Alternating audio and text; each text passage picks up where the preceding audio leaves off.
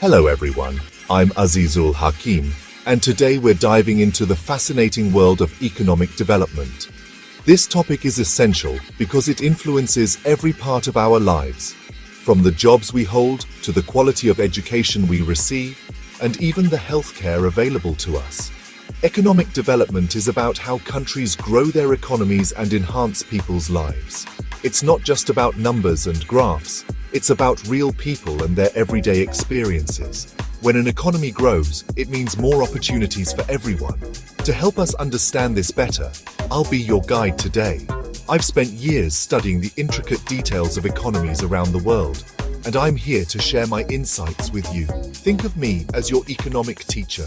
Instead of solving mysteries with fingerprints and crime scenes, I delve into data, trends, and economic indicators to uncover the hidden stories behind a country's economic performance.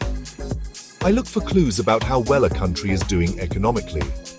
By examining various factors like employment rates, GDP growth, and inflation, we can piece together a comprehensive picture of an economy's health. Imagine a healthy economy as a thriving city with happy citizens. When businesses are booming, people have jobs, and there's a sense of prosperity in the air. It's a place where everyone has the chance to succeed. But how do we know if an economy is healthy? What are the signs we should look for? This is where things get really interesting. This is where my expertise comes in. I use my knowledge to interpret the data and identify the key indicators that reveal the true state of an economy. We use special tools called economic indicators to measure a country's economic health. These indicators include things like unemployment rates, consumer spending, and industrial production. These indicators are like clues that help us understand how well a country is doing and where it might need some help. By analyzing these clues, we can make informed recommendations on how to improve economic conditions. So, put on your thinking caps, grab your notebooks, and let's embark on this educational journey together. We'll uncover the secrets of economic development and learn how we can all contribute to building a better, more prosperous world. Hello, class. Today we're going to define what we mean by economic development. Economic development isn't just about a country making more money, although that's part of it. It's about improving the standard of living for everyone in a country. This means people have access to good education, healthcare, jobs, and a clean environment. It's about creating opportunities for people to reach their full potential and live happy, healthy lives. So, it's not just about how much money a country has, but how that money is used to improve people's lives. Now, let's explore some of the indicators we use to understand economic development. Let's dive into GDP, which stands for Gross Domestic Product. This is a fundamental indicator that economists and policymakers rely on to assess the health of a nation's economy. Think of GDP as a country's paycheck.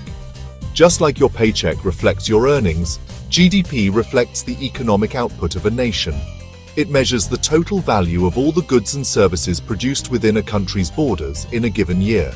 This includes everything from cars and computers to haircuts and healthcare services. So, if a country produces a lot of cars, computers, and haircuts, its GDP will be higher.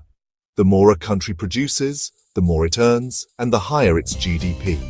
A higher GDP usually indicates a stronger economy, but it's not the whole story. While a high GDP can suggest prosperity, it doesn't necessarily mean that all citizens are benefiting equally.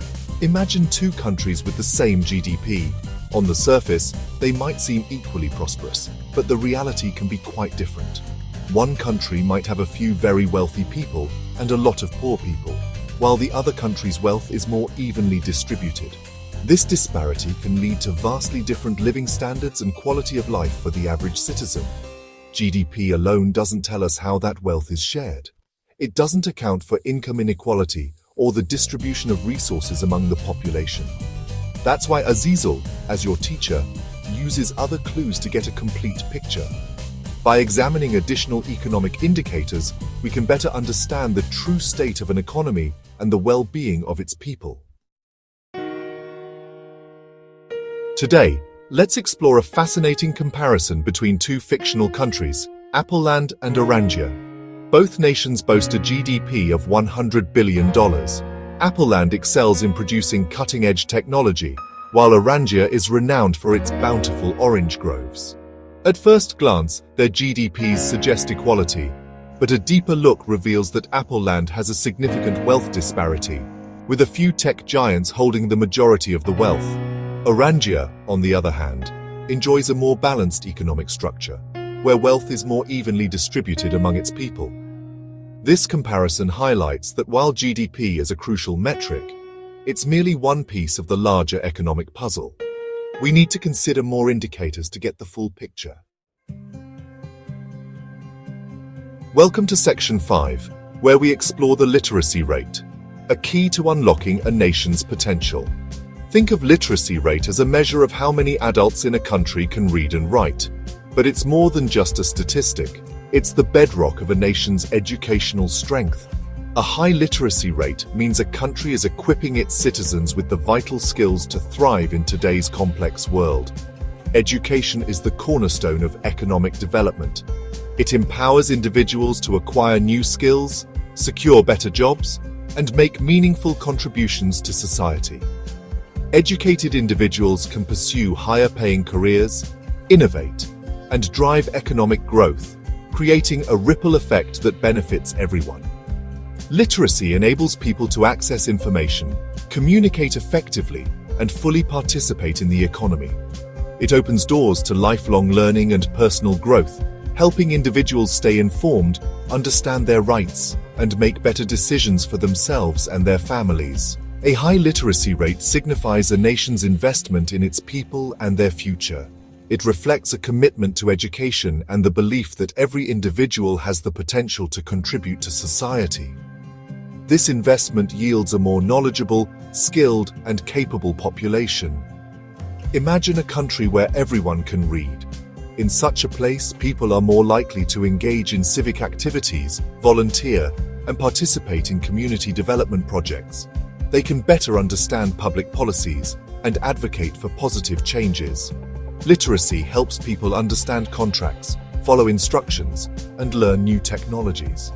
This is crucial in our rapidly evolving world, where technological literacy is becoming just as important as traditional literacy. This leads to a more productive workforce and a stronger economy. Educated workers can adapt to new challenges, improve efficiency, and drive innovation.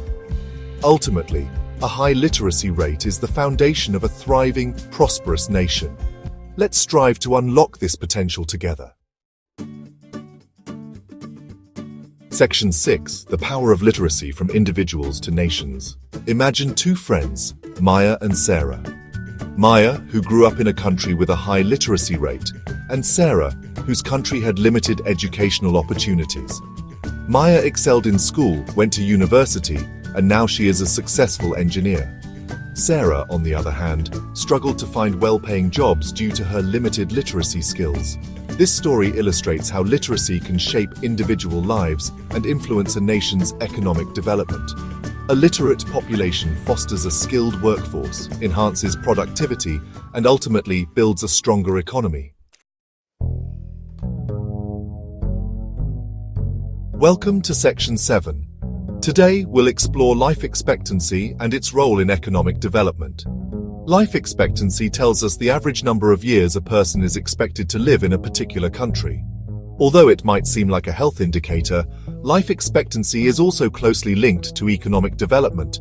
Countries with higher life expectancies often have better healthcare systems, sanitation, and access to clean water and nutritious food.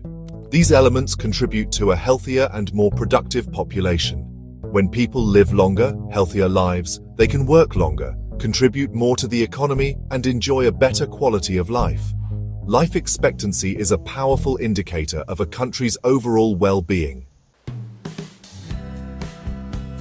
Section 8. Life expectancy around the world, a tale of two countries. Today, let's delve into a comparative study of two fictional countries, Healthland and Wellspring. Healthland exemplifies a nation with a high life expectancy of 85 years, attributed to its robust healthcare system, emphasis on preventative care, and healthy lifestyle choices. In stark contrast, Wellspring struggles with a lower life expectancy of 60 years, hindered by limited access to healthcare, poor sanitation, and a scarcity of nutritious food options.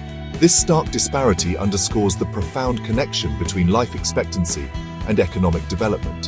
Healthier populations are inherently more productive, thereby fostering stronger and more resilient economies.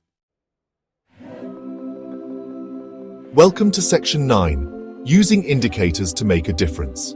Today we'll explore how we can use three key economic indicators: GDP, literacy rate, and life expectancy. But why are these indicators so important? Understanding these indicators allows us to gauge a country's economic health and identify areas that need improvement. With this knowledge, governments, organizations, and individuals can make informed decisions about policies, investments, and programs that drive economic development and enhance people's lives. By understanding and using these indicators, we can collaborate to build a world where everyone has the chance to succeed.